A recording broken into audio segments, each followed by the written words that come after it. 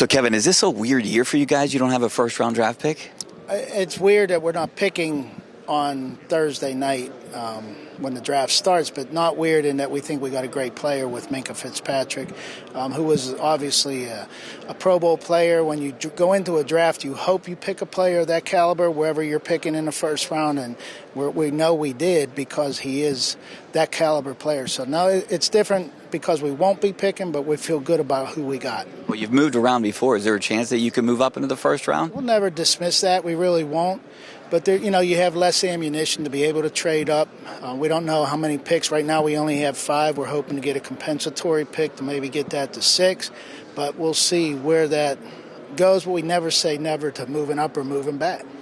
We had a chance to see Ben throw this weekend for the first time since surgery. How do you feel? What kind of indications are you getting that how his progress is going? We feel optimistic. Again, that was a little bit surprising. I think he even surprised John Norwig, but he wanted to show everybody that, hey, I'm progressing pretty good. And that was encouraging for us. And we come out of this optimistic that we might have a better Ben Roethlisberger in 2020 than we've seen in recent years. So I'm excited about it. I know he wants to get back and he wants to win a Super Bowl more than anything else. So that type of step is encouraging.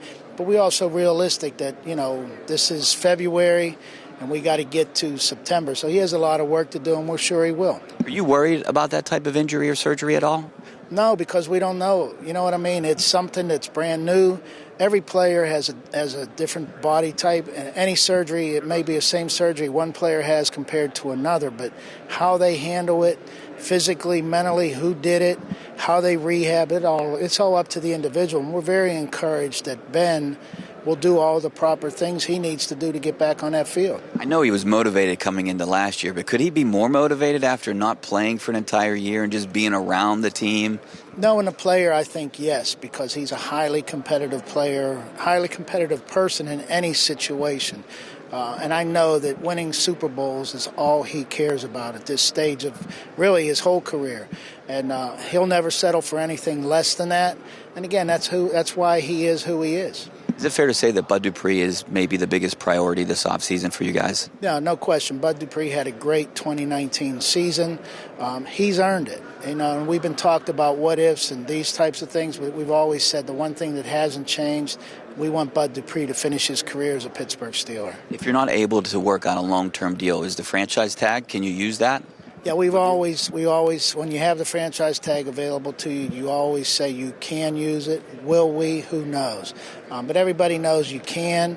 Again, long term, we'd love to have Bud finish his career with us. So I'm more hopeful that we're able to do a long-term deal than rather have to use a franchise. With you guys so close to the cap, how can you do a franchise tag? We have to release guys? How will that work? Everything is so flexible at this point. When we go through scenarios, as we continue to do with free agency meetings last week, the combine this week, we always present ourselves with what ifs. If we sign this guy, if we tag this guy, what do we have to do on the other end to make it work, and is it worth it? So those types of pluses and minuses we're constantly evaluating. Speaking of flexibility, how difficult is it for you to navigate maybe these waters for the next 2 years, not knowing if you're going to get a CBA done or not get it done? How difficult does that make your job? We're working under today's rules because we can't comment on the CBA. That's for the owners and the NFLPA and the players. But what we do know is we are where we are. We're still working under the CBA and these current rules under it, and we have to make it work under this circumstance. Okay, about this combine, I mean, what's the strength of it? The combine this year, again, we're going through the changes with the prime time. We have understood how this is good for the game. But we also want to hold on to the football aspect of why we're here. It's great that it's a huge event for our fans and for the media, but it's a primary event for what we need to get done in the football part of this evaluation. We need the physicals. To get 330 plus physicals done in a 1 week setting it's great work by our docs. We need to get the workouts. We need to get the character. We need to get a lot done here.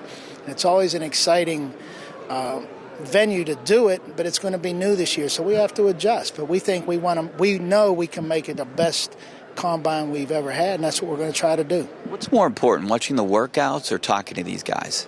Both. I mean, the workouts are new information. We've watched them play football. We have graded them playing football. Now some of the physical things that we thought they could do, we verify.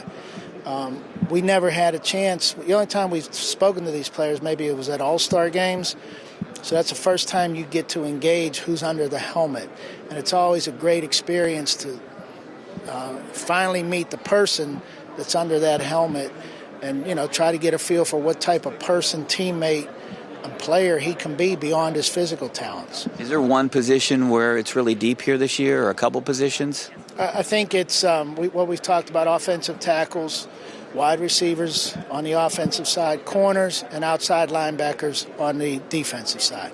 I know you guys do best athlete or best guy on the board, but do you feel like maybe the offense is more a priority this year for you guys? Again, we'll see when and who and what's available to us. It's way too early to predict that. I couldn't even fathom a guess as to who we might be looking at, because our team can change tomorrow, next week, and midway through April. I guess you're not going to tell me who you're going to draft. You know better than that. Come on.